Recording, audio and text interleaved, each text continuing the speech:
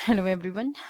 Start करते हैं। कुछ क्वेश्चन आंसर्स हम लोग देखेंगे जो कि बोर्ड के हिसाब से और आपकी अंडरस्टैंडिंग के हिसाब से मतलब ज़रूरी हैं।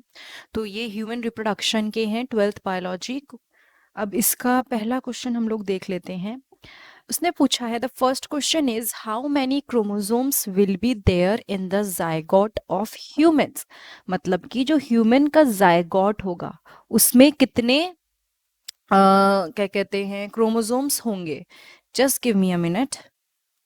ओके, सो मैं बस पेन सेलेक्ट कर रही थी ना। उसने पूछा है कि कितने क्रोमोसोम होंगे किसमें, जायगोट ऑफ ह्यूमंस में। ठीक है, नाउ इसका आंसर भी नीचे ही लिखा है बट आपको समझा देती हूँ।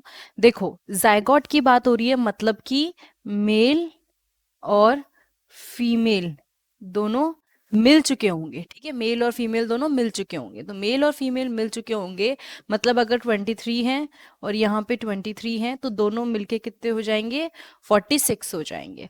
इसलिए इसने लिखा है कि जो कितने क्रोमोसोम होते हैं, जो जायगोट होता है वो होते हैं 46 क्रोमोसोम। ठीक है, ऐसे कुछ क्वेश्चन है, हम लोग हर चैप्टर के कोशिश करेंगे कवर करने के, कुछ इंपॉर्टेंट, कुछ आपकी अंडरस्टैंडिंग के लिए हम लोग समझेंगे। इट्स नॉट कि हर क्वेश्चन एग्जाम में आएगा ही, बट आपको ऐसे क्वेश्चन करने से ना चैप्टर अच्छे से समझ में आ जाएगा। बिकॉज एक पैटर्न जो फॉलो होता है ना कि बस चैप्टर चैप्टर पढ़ो, वो भी थोड़ा बोरिंग हो जाता है।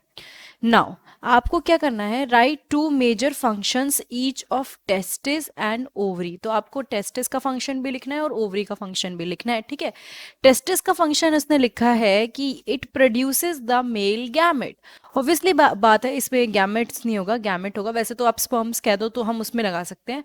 टेस्टिस क्या करता है, मेल गैमेट को प्रोड्यूस करता है। स्पेलिंग मिस्टेक कहीं हो तो कोई बात नहीं, इग्नोर कर देना। It secrete the male hormone testosterone. ये जो टेस्टिस होता है ये क्या करता है, जो मेल हार्मोन है टेस्टोस्टेरोन, इनको सिक्रीट करता है। ठीक है, क्या करता है, मेल हार्मोन को सिक्रीट करता है। ये आपकी अंडरस्टैंडिंग के लिए फिर से बोल रही हूँ। Now second question is ovary. It produces the female gamete. अब ये क्या करती है, फीमेल गैमेट प्रोड्यूस करती है। दूसरी चीज ये सिक्रीट करती है hormone that is estrogen and progesterone. कौन सा, estrogen and progesterone, which is जिसे कहते हैं ना जो फीमेल में, वैसे तो हर किसी के दोनों में होता है, ऐसी बात नहीं है, बट यहाँ पे बात हो रही है कि ये कौन सा काम करती है।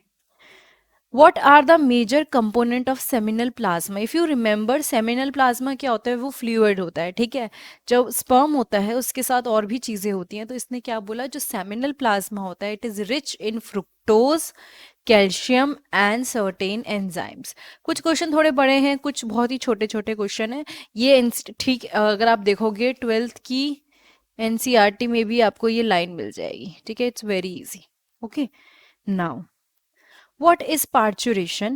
Which hormones are involved in the induction of parturition? Induction मतलब स्टार्ट, कोई चीज स्टार्ट होती है, एकदम शुरू होने वाली होती है तो इंड्यूस होती है, तो मतलब स्टार्ट हो रही है। तो पहले तो ये समझना है पार्चुरेशन क्या होता है। जब बेबी मदर की बॉडी से बाहर आता है, जब बेबी मदर की बॉडी से बाहर आता है उस प्रोसेस को हम पार्चुरेशन बोलते हैं। दूसरी चीज, parturition is the process of delivery of the fully developed foetus. मतलब क्या होता है, डिलीवरी होती है। आपने नाम भी कई बार सुना होगा, बच्चे की डिलीवरी हो रही है। तो ये एक प्रोसेस है जिसमें जो फुली डेवलप्ड फीटस मतलब बच्चा है फुली डेवलप, वो डिलीवर होता है, बाहर डिलीवर आउट हो जाता है। Now there are two hormones that are mentioned here which are involved in the process of parturition. now कौन कौन से होते हैं, रिलैक्सिन एंड ऑक्सीटोसिन। ये वो दो हॉर्मोन्स हैं जो पार्चुरेशन के इंडक्शन में इन्वॉल्व होते हैं। ठीक है, कॉम्प्लिकेटेड नहीं है, बहुत ईजी है। ऐसे ऐसे छोटे छोटे टर्म्स को, क्वेश्चंस को भी कर लोगे तो तुम्हें टॉपिक क्लियर हो जाएंगे कि क्या क्या है। Explain the function of myometrium and endometrium in human females. देखो ये दो लेयर होती हैं। ठीक है, एक और होती है बट अभी हम इस दो के बारे में पढ़ने वाले हैं। मायोमेट्रियम ये जो होती है ना, देखो ये मिडल होती है। एंडो जो होती है ये इनर होती है। नाउ इसकी राइटिंग को थोड़ा इग्नोर कर दो।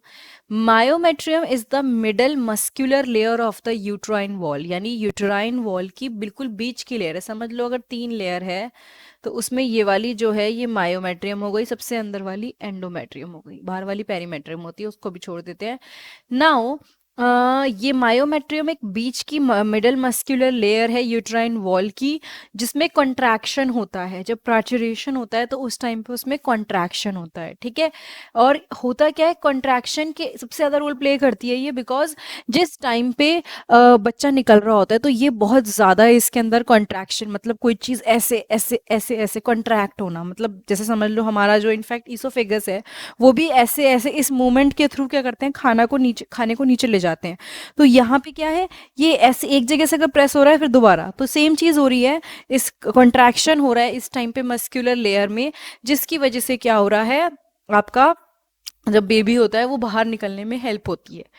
ये हो गया मायोमेट्रियम का function. Endometrium undergoes cyclical changes. ये हमने जो हमने इससे पहले के पार्ट्स में पढ़ा था, मेंस्ट्रुअल साइकिल, उसमें हमने देखा था कि एंडोमेट्रियम में क्या होते हैं, बहुत सारे चेंजेस आते हैं मेंस्ट्रुअल साइकिल में।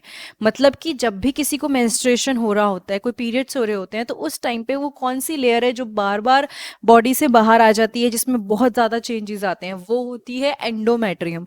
हमने पढ़ा भी था कि अगर फर्टिलाइजेशन हो जाता है तो एंडोमेट्रियम में जाके जो आपका वो है ब्लास्टोसिस्ट है, वो जाके इम्प्लीमेंट हो जाता है, जिसको हम बोल देते हैं कि ये एक बेबी मतलब प्रेगनेंसी हो गई है। लेकिन अगर वो नहीं होता तो वो एंडोमेट्रियम जो प्रिपेयर्ड हुई है वो बॉडी के बाहर आ जाती है बाय ब्लड, मतलब ब्लड के साथ साथ वो लेयर बाहर आना शुरू हो जाती है, ठीक है। तो ये हमने पढ़ा था। उसके बाद है प्लेसेंटा का फंक्शन लिखना है ह्यूमन फीमेल में। देखो दो चीजें हैं, अगर हम बात करें, ऐसे और ऐसे ही याद कर लो, बहुत इजी हो जाएगा। Placenta facilitates the supply of oxygen. मतलब प्लेसेंटा क्या करती है, ऑक्सीजन और एंड न्यूट्रिएंट ये चीज़ें फीटस को देती है। मतलब ये क्या करेगी, जो ये ऑक्सीजन है और ये न्यूट्रिएंट है ये फीटस को देगी, ठीक है। Placenta facilitate the supply of oxygen and nutrients to the foetus. Now second में क्या लिखा है, it also help in the removal of excretory product of the foetus. किस में हेल्प करती है, एक्सक्रेटरी प्रोडक्ट्स के रिमूवल में, यानी कि फीटस की बॉडी से एक्सक्रेटरी प्रोडक्ट को, जो भी वेस्ट है, वो बाहर लेके जाती है। तो ये दोनों वे में काम कर रही है, एक तरफ ऑक्सीजन और न्यूट्रिएंट दे रही है, दूसरी तरफ एक्सक्रेटरी प्रोडक्ट से जो भी चीजें हैं उनको बाहर ले जा रही है, ठीक है। What is the difference between a primary oocyte and secondary oocyte? एक बेसिक एक लाइन में अगर समझाना हो, हमने ये कहाँ पढ़ा था, primary oocyte and secondary oocyte? सोचो, primary oocyte and secondary oocyte हमने कहाँ पढ़ा था?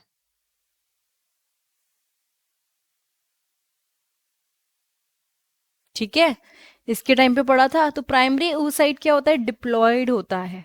डिप्लॉयड मतलब इसके अंदर क्रोमोसोम मटेरियल डबल होता है, while secondary oocyte is haploid. तो N2N, ठीक है। दूसरी चीज हमने ये भी देखा था कि जब भी ये बनते हैं तो इसके साथ एक पोलार बॉडी बनती है, उस पर नहीं जाते। बस अभी इतना समझना है कि एक लाइन में अगर आपको समझना है, समझाना है कि दोनों में डिफरेंस क्या है बेसिक, तो ये है। Now why not all the copulations lead to pregnancy, give reason. अच्छा, ये मैंने समझाया भी था जब पार्ट करवाया था कि जितने भी क्वाइटस होते हैं, कॉपुलेशन होते हैं या सेक्सुअल इंटरकोर्स होते हैं, कोई भी जब भी सेक्सुअल इंटरकोर्स होता है तो सारे के सारे सेक्सुअल इंटरकोर्स की मतलब होने के बाद भी प्रेगनेंसी नहीं होती है। And what is the reason behind it? Reason ये होता है जब ये चीजें होती हैं कि जो स्पर्म है और ओवा है, दोनों को सेम टाइम पे मिलवाना होता है इस्थिमस जंक्शन पे। देखो, the sperm and ovum must reach the ampullary isthmic junction, इसकी स्पेलिंग गलत है, चेक कर लेना, ampullary isthmic junction at the same time if fertilisation has to occur. यहाँ पे क्या हुआ, यानी कि देखो फॉर एग्जाम्पल हमारा ये जैसे ये यूट्रस हो जाता है, ये फेलोपियन ट्यूब हो जाती है, बहुत रफ डायग्राम बना रही हूँ। तो ये जो होता है ना, ये वाला पार्ट, ये एम्पुलरी इस्थमिस जंक्शन होता है। तो यहाँ पे फर्टिलाइजेशन का प्रोसेस होता है। वो ये कह रहा है कि दोनों स्पर्म और ओवम दोनों सेम टाइम पे अगर यहाँ जाएंगे ना, और दोनों सेम टाइम पे जाके यहाँ मिलेंगे, तो प्रेगनेंसी होगी।